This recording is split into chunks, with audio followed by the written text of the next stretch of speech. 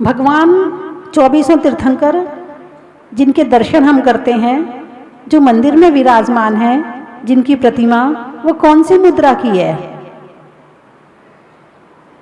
अरे बोलिए ना, कौन सी मुद्रा है?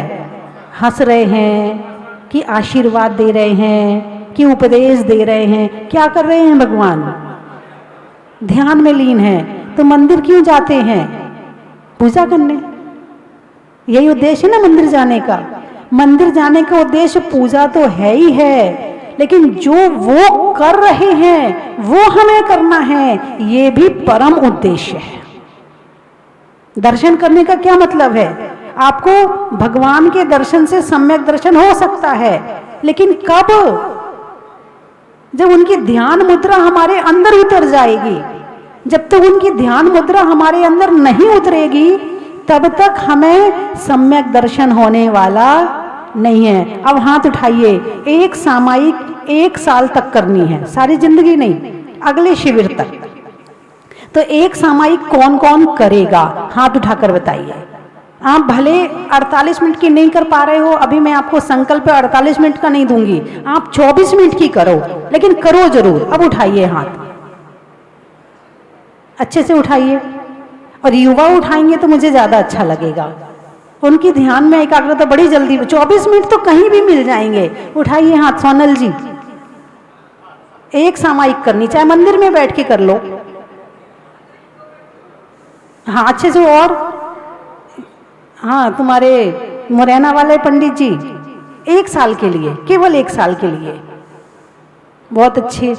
अब बच्चे हाथ उठाएं। जब पंडित जी ध्यान करवाएंगे तो कौन कौन दौड़ दौड़ के आगे जाके बिल्कुल बैठेगा ध्यान करने के लिए? हाँ, 1 साल। अगले साल जब तक शिविर ना लगे तब तक का नियम है। अभी उसके बाद फिर आगे देखेंगे, अच्छा लगेगा तो आगे करेंगे, नहीं लगेगा तो फिर हम बता देंगे, या उसमें और हम रस डाल देंगे तो और आनंद आएगा, है ना। चलिए, समय हो रहा है। महिलाओं में पिन का, होने में दिन का और करने में सामायिक का, भोजन में बड़ी का, बूढ़ों में छड़ी का और सामायिक करने में कम से कम 1 घड़ी का, करने में सम्मान का, देने में दान का और करने में ध्यान का, पेड़ में तना का, अनाज में चना का और करने में ध्यान में 12 भावना का।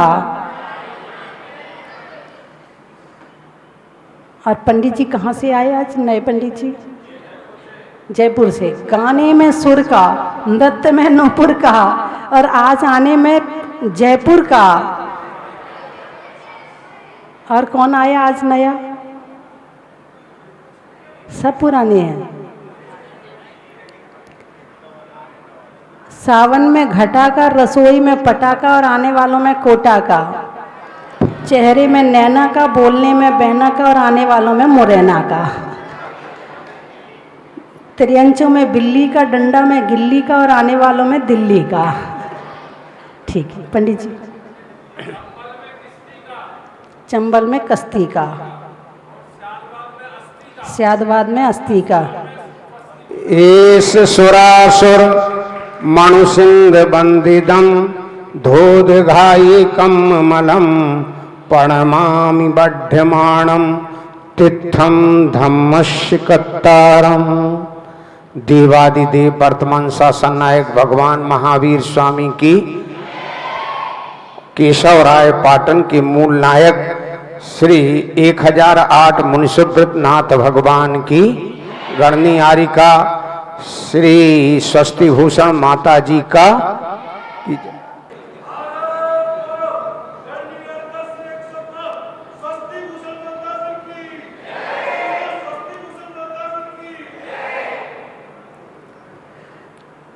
धर्म स्नेही बंधुओं, अभी पंडित श्री अंश जी के वक्तव्य में न्याय के विषय में बड़ी अच्छी चर्चा चल रही थी, बड़ा गहरा चिंतन चल रहा था उनका। प्रमाण और प्रमाणाभास। बस जहाँ प्रमाणाभास है वहाँ संसार है, और जहाँ प्रमाण है वहाँ धर्म है, वहाँ सुख है। इन दो शब्दों का भेद अंदर में उतर जाए, उससे बड़ा सुखी इंसान दुनिया में कोई है ही नहीं है। उदाहरण भी बड़ा अच्छा दिया। आईने में, दर्पण में आप अपने आप को देखते हो ना? आप आईने के अंदर हो क्या? नहीं हो ना, लेकिन दिख तो रहा कि है।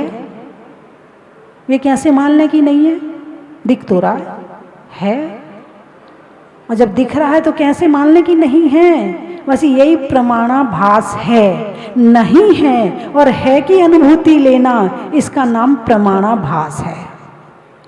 सत्य नहीं है और सत्य मानना, वास्तविकता नहीं है और वास्तविकता मानना, इसका नाम ही प्रमाणाभास है।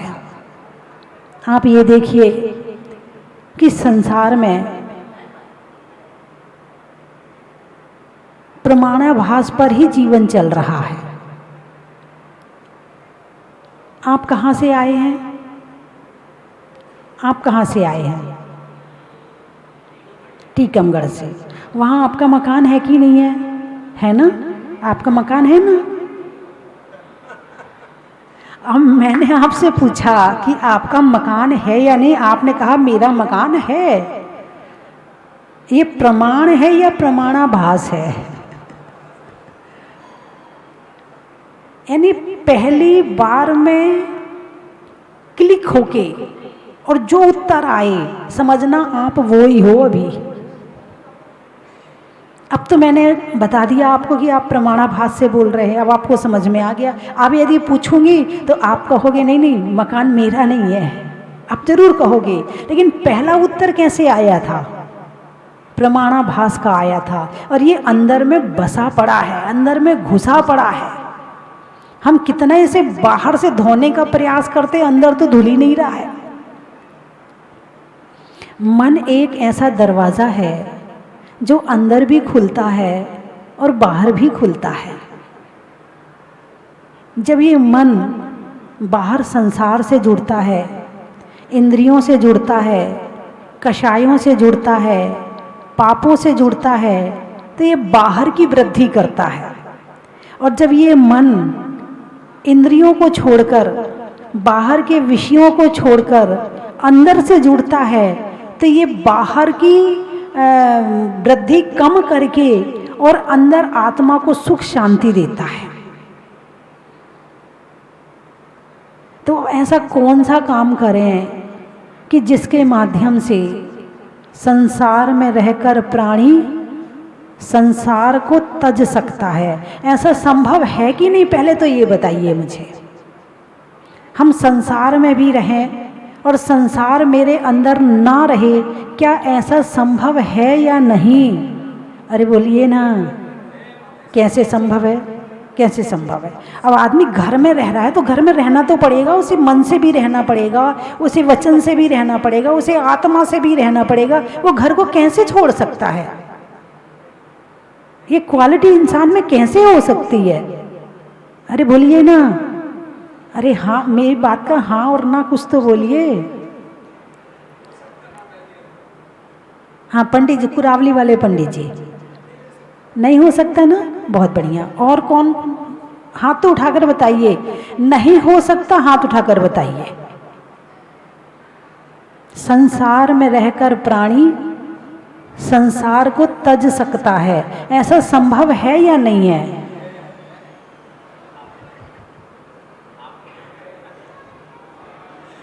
अभी मैं बताऊंगी। आप क्या बोलते विनोद जी इस विषय में? संभव है या नहीं है? है। अरे भजन तभी तो बना है, संसार में रहकर प्राणी संसार को तज सकता है। ये क्वालिटी आपके अंदर में है, और कई बार मैंने प्रवचन में आपको बताई भी है। महिलाएं हैं, नए कपड़े पहनी हैं, रिश्तेदार आए हैं, लड़की को देखने वाले आए हैं, घर को सजा रखा है, पुराने कपड़े नहीं पहन सकते हैं, नए कपड़े पहने हैं, भोजन बना रहे हैं, भोजन बना रहे हैं, ध्यान कहाँ है? अरे बोलिए ना, भोजन तो बन रहा है, नमक डालने की भी आदत पड़ी है, सारे काम करने की आदत पड़ी है, लेकिन सारा भोजन बनाते समय भी ध्यान कहाँ है? कपड़े गंदे ना हो जाएं। कहाँ ध्यान है? कपड़े गंदे ना हो जाएं। बस इसी क्वालिटी का उपयोग हमें खुद के लिए करना है कि बाहर हम सबसे बातचीत करें, बाहर हम सारे काम करें, लेकिन ये ध्यान रखे रहे कि आत्मा गंदी ना हो जाए। इसी के लिए ये न्याय है, इसी के लिए ये शास्त्र हैं, इसी के लिए ये धर्म है। ऐसे एक बार नहीं, आप इसका उपयोग कई बार करते हैं, इस क्वालिटी का उपयोग आप दिन भर करते हैं, लेकिन इसको करते हैं संसार में उपयोग। यदि ये उपयोग खुद के लिए शुरू हो जाए तो वो वैराग्य बनेगा, वो ध्यान बनेगा, वो संसार में रहकर संसार की छोड़ने वाली क्वालिटी बनेगी। लेकिन इसका उपयोग जब हम बाहर करते हैं तो उसका नाम होता है मायाचारी। जो हैं वो दिख नहीं रहे, जो दिख रहे हैं वो हम हैं नहीं, इसका नाम है मायाचारी। जब आपकी ये दुकान पर वो चेक करने वाला इंस्पेक्टर आता है, हैं, तो उसको देख के मुस्कुराते हो, नहीं मुस्कुराते हो? अरे बोलिए ना, अरे साहब आप तो हमारे माई बाप हो। बोलिए, सच में कह रहे माई बाप हो? अरे भाभी जी के लिए क्या लेकर आए, कौन सी गिफ्ट लेकर के आए? देने के भाव हैं वास्तव में तुम्हारे? अंदर कुछ और चल रहा है और बाहर कुछ और चल रहा है। अब इस क्वालिटी का उपयोग यदि हम अपने लिए करते हैं, वहीं से कहते हैं कि संसार में रहकर प्राणी संसार को तज सकता है। भरत चक्रवर्ती वाली घटना सबको मालूम है कि वो जो तेल में कटोरा भर के तेल लेके गया, पूरा रनवास घूम के आया, लौट के आया, पूछा भाई हमारी रानियां कैसी थी? मुझे एक भी नहीं दिखी। अच्छा, तो हमारे महल कैसे थे? वो भी नजर नहीं आए। तो अच्छा, वहाँ उनके बच्चे खेल रहे होंगे, वो तो दिखे होंगे? नहीं नहीं, वो भी नहीं दिखा। तो फिर तुम्हें क्या दिख रहा था? ये दिख रहा था कि इस कटोरे में से तेल की बूंद नीचे ना गिर जाए, यदि गिर गई तो मेरा गला उड़ जाएगा। कितना ध्यान एकाग्र हो रहा है। तो इसका अभ्यास कैसे करें, मैं आज इस बात को बताऊंगी आपको। यदि ये अभ्यास आपने कर लिया तो समझना आपने बहुत बड़ा काम कर लिया। और बच्चों में भी इस बात के संस्कार बचपन से दिए जाएं तो बच्चे बड़े होकर एक बहुत अच्छे विद्वान भी बनेंगे, वक्ता भी बनेंगे, श्रोता भी बनेंगे और एक बहुत अच्छा जीवन भी जिएंगे। 12 व्रतों में 4 शिक्षा व्रत में एक सामायिक नाम का व्रत है। 12 व्रतों के नाम पता है आप लोगों को? अरे बोलिए ना, हैं? 5 अणुव्रत, 3 गुणव्रत और 4 शिक्षा व्रत। उसमें एक सामायिक नाम का शिक्षा व्रत है। सामायिक, सम यानी समता। समता किसे कहते हैं? सम होना। तराजू में जब तौलते हैं तो कैसे तौलते हैं? वस्तु कब ठीक तुली जाती है? जब बाट का और वस्तु का वजन बराबर होता है तो आप क्या करते हो? हाँ भाई बिल्कुल ठीक है, अब तू पैसा पूरा ले, तूने पूरा सामान दिया है मुझे, अब पैसा मिलेगा। और यदि वो बाट का वजन ज़्यादा हो और सामान का वजन कम हो, क्या करोगे? देख नहीं रहा, कम तौल रहा है, और डाल। भाई ये काम है, थोड़ा ज़्यादा हो जाएगा, डाल दे, आम का मौसम है ना, आम तुलवाते हो, ज़्यादा तो ले लोगे, कम नहीं लोगे, है ना। लेकिन सम होगा तो वो श्रेष्ठ है, ना कम ना ज़्यादा, ना राग ना द्वेष, ना राग रहे ना द्वेष रहे। आप किसी भी वस्तु को देख रहे हैं तो उस वस्तु के प्रति देखना तो हो, उसका चिंतन तो हो, मगर उस वस्तु के प्रति ना राग हो ना द्वेष हो। ऐसी स्थिति पैदा हो जाए तो समझना हमने देखना सीख लिया।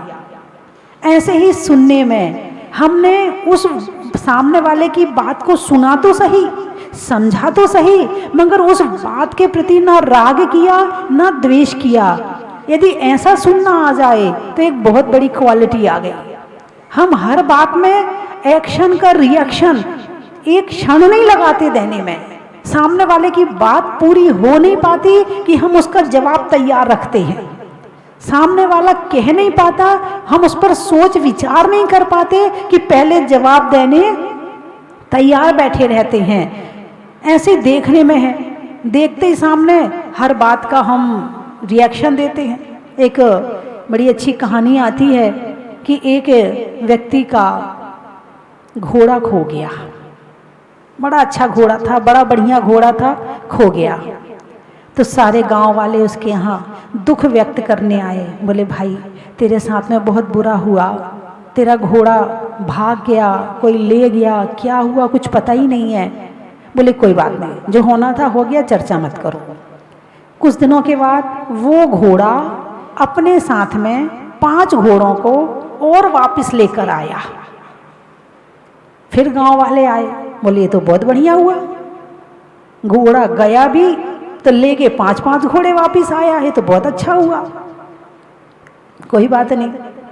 अब उसके बाद में उसका जो बेटा था वो घोड़े पर बैठा, तो उसने घोड़े से चढ़ते समय वो गिर गया तो उसकी टांग टूट गई। अब गांव वाले फिर दुख व्यक्त करने आए। बोले बहुत बुरा हुआ, तेरे बेटे की टांग टूट गई। बोले टूट गई, अब इसमें दुख और सुख दोनों मत खोजो, जो है उसे स्वीकार करो, ना राग करो ना द्वेष करो। चलो कोई बात नहीं। अब अचानक पता चला कि राज्य में पड़ोसी राजा ने आक्रमण कर दिया। तो उस मोहल्ले में, उस गांव में जितने युवा हैं सबको युद्ध में जाना पड़ा। उसकी टांग टूटी थी तो उसको नहीं जाना पड़ा।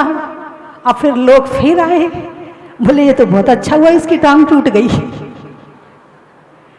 यानी किसी भी चीज का हम जल्दी से राग और द्वेष, अच्छा और बुरा सोच लेते हैं। अब टांग टूटना अच्छा है या बुरा है? ना अच्छा है ना बुरा है। भाई क्यों? अब पहले टूट गई थी तो बुरा मान रहे थे, अब युद्ध में नहीं जाना पड़ा तो अच्छा मान रहे। ये दोनों राग और द्वेष हैं। इसको हम समता में कैसे लाएं, उसके लिए की जाती है सामायिक। अरे बोलिए ना, उसके लिए की जाती है सामायिक। इंसान शरीर की एक्सरसाइज करता है, इंसान आंखों की एक्सरसाइज करता है, कान की एक्सरसाइज करता है, गले की एक्सरसाइज करता है, लेकिन मन की एक्सरसाइज नहीं करता है। इसीलिए दुनिया में ज्यादातर लोगों का मन बीमार है। शरीर तो फिर भी स्वस्थ वाले मिल जाएंगे, लेकिन मन के स्वस्थ व्यक्ति बहुत कम मिलेंगे दुनिया में।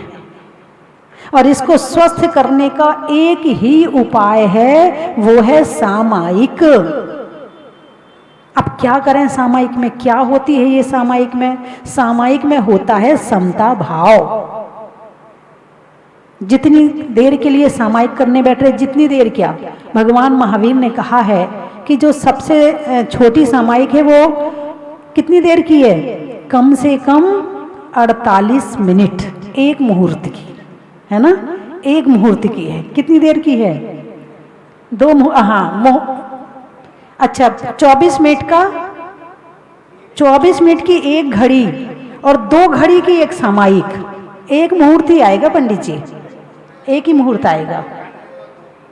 और एक मुहूर्त में यदि 1 समय भी कम हो गया तो वो अंतर मुहूर्त बन जाएगा। जघन्य 2 मुहूर्त, अच्छा जघन्य 2 मुहूर्त, मध्यम 4 मुहूर्त, उत्कृष्ट 6 मुहूर्त, इतने की सामायिक करनी चाहिए। चलो अभी आप लोगों का अभ्यास नहीं है, आप शुरुआत तो करो। उसमें क्या करें? उसमें ये करें कि पहले चारों दिशा में वंदन करके, अर्चन करके, कायोत्सर्ग करके, सिद्ध भक्ति पढ़ के संकल्प करके जितनी देर हम सामायिक करने बैठ रहे हैं उतनी देर के लिए हमारा राग और द्वेष का त्याग है। और जहाँ आपने राग और द्वेष का त्याग किया वहाँ घर, परिवार, कपड़े हैं, शरीर, जितनी वस्तुएं हैं सबका अपने आप ही त्याग हो गया। और कोशिश करें कि उतनी देर हमारा मन उन वस्तुओं के मोह में ना जाए। वस्तुओं में जा सकता है क्या? क्यों? जो मनुष्य तन को ना समझे चेतन को क्या समझेगा, और जो मनुष्य जीवन ना जाने जीव को कैसे जानेगा। इस चेतन को समझने के लिए तन को समझना भी जरूरी है, जीव को समझने के लिए अजीव को समझना भी जरूरी है। तो किसका त्याग करना है, किसका त्याग नहीं करना है, क्या करना है, ये सारा काम सामायिक में बैठ करके होता है। और जब सामायिक में बैठ करके आपने तैयारी करी, जैसे बच्चे होते हैं, अब बच्चे में जब परीक्षा होती है तो कितनी मेहनत करते हैं, कितनी तैयारी करते हैं। किसकी तैयारी करी आपने? परीक्षा की तैयारी करी। ऐसे ही दिन भर हमें कैसे जीना है, हमने कहाँ कहाँ से टेंशन ली, हमने किस किस को टेंशन दी, हमने कहाँ कहाँ क्रोध किया, हमने कहाँ कहाँ मान किया, इन सारी बातों को चिंतन मनन करना है बैठकर सामायिक में। और फिर कैसे नहीं करना है इसकी तैयारी करनी है। कितनों ने मेरा दिल दुखाया, मैंने कितनों का दिल दुखाया, मुझे क्या करना चाहिए था, क्या नहीं करना चाहिए था, सारा चिंतन मनन करना बैठ करके। भूमिका किताब लिखी जाती है ना, किताब में पहले क्या लिखी जाती है? भूमिका। और यदि भूमिका ना लिखी जाए तो किताब क्या है समझ में ही नहीं आएगा। ऐसे ही दिन भर तुम्हें कैसे, वैसे तो भगवान महावीर ने कहा कि 3 बार सामायिक करना चाहिए।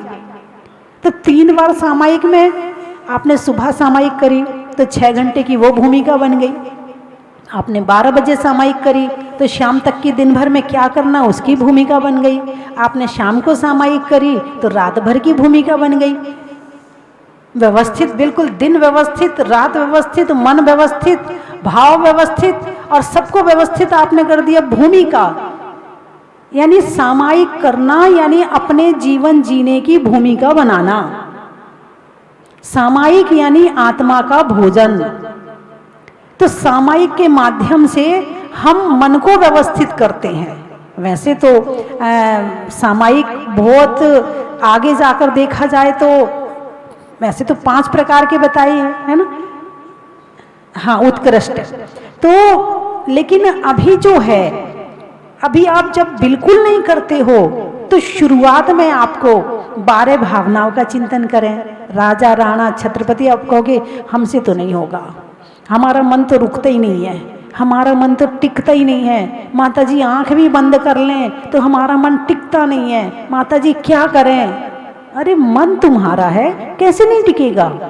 तुम्हारा मन तुम्हारे हाथ में नहीं रहेगा तो क्या सामने वाले के हाथ में रहेगा? हाँ, अभी आपने अपना मन सामने वाले को दे रखा है, मकान को दे रखा है, दुकान को दे रखा है, बच्चों को दे रखा है, पत्नी को दे रखा है, माता पिता को दे रखा है, और पता नहीं कहाँ कहाँ दे रखा है। इतना बिखर गया है, इतना बिखर गया है कि इसको समेटना मुश्किल है।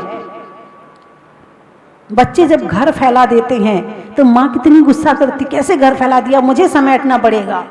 और जिसको अपना मन समेटना आ जाए उसके जीवन में शांति आ जाती है, और जिसको अपना मन समेटना ना आए उसके जीवन में शांति नहीं रहती है। तो कुछ नहीं, शुरुआत में आप 12 भावनाओं पे चिंतन करें।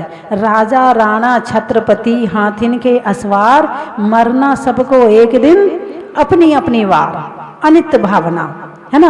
अब बैठकर इस पर ध्यान करें। अब देखें कितने राजा महाराजा आए चले गए। आपको बड़ी वाली भावना आती हो तो कहाँ गए चक्री जिन जीता और भरत खंड सारा, कहाँ गए, इस पर चिंतन करना शुरू कर दें। ठीक है, आपकी एक भावना, इतने में मन आपका स्थिर होगा। और जो बात आप दूसरों को सुनाते हैं वो आपने खुद को सुना ली। जब किसी के यहाँ मृत्यु होती, कोई रोता है तो पड़ोसी जाके समझाता, अरे जो होना था वो तो हो ही गया, जितने दिन का संयोग था। ठीक है, कोई बात नहीं, चला गया। अब अपना तो भाव तो ठीक रखने ही पड़ेंगे, मन को ठीक करना ही पड़ेगा। और जब वही घटना उनके साथ घट जाए तो दूसरा पड़ोसी समझाता, भाई तू तो मुझे समझा रहा था, तू क्यों नहीं समझ रहा है? क्यों नहीं समझ पा रहे? क्योंकि हम अंदर से नहीं समझते हैं, और अंदर से समझाने के लिए होती है सामायिक। अरे बोलिए ना, बच्चे मेरी बात समझ रहे हैं? बच्चों को मेरी बात समझ में आ रही है ना? तो उसके लिए आप एकदम से बैठ जाओगे, आप खेल रहे हो, बातें मार रहे हो, इधर उधर की कर रहे हो और सामायिक करने बैठ जाओ, मन नहीं लगेगा। पहले आप बैठो, और आप जितने लोग बैठे हैं, मुझे जो दिख रहे हैं वे सभी पद्मासन लगा सकते हैं। पद्मासन कौन सा? भगवान को देखा है ना आपने? भगवान कौन से आसन में बैठे हैं? वो भगवान वाला आसन लगाओ। देखो बच्चों ने कितनी जल्दी लगा लिया। बच्चे हैं, अभी हड्डियां नरम हैं, मुलायम है, अभी अभ्यास कर लो, कमर सीधी। हाँ, वाह। ये है ध्यान मुद्रा, ये है ज्ञान मुद्रा। यदि इस आसन में बैठ करके ध्यान करेंगे और ज्ञान करेंगे तो वो सारी चीजें हमारे अंदर बड़ी जल्दी जल्दी जाएंगी और बड़ी अच्छी तरह से जाएंगी। अब आपने आसन लगा लिया सामायिक करने के लिए, अब ओंकार ध्वनि करेंगे। क्या करेंगे? ओंकार ध्वनि। ये बात अभी मैं प्रवचन कर रही, लेकिन आप लिख लेना कि सामायिक कैसे करना, और इसको शाम को प्रश्न मंच में पूछा जाएगा। ओंकार ध्वनि लगाएं। ओ,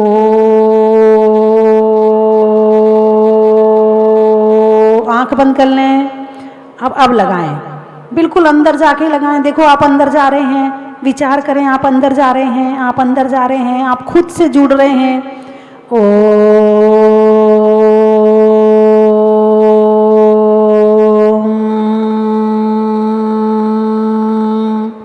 3 भाग में ओ और 1 भाग में माँ। ओ,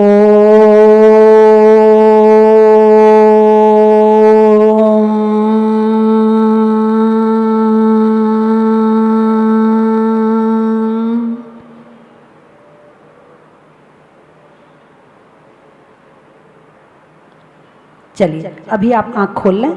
आपको हम कहेंगे कि कोई किसी भी विद्वान के माध्यम से शाम को सामायिक आदि करवाएं, ताकि इनको अभी से अभ्यास हो, है ना?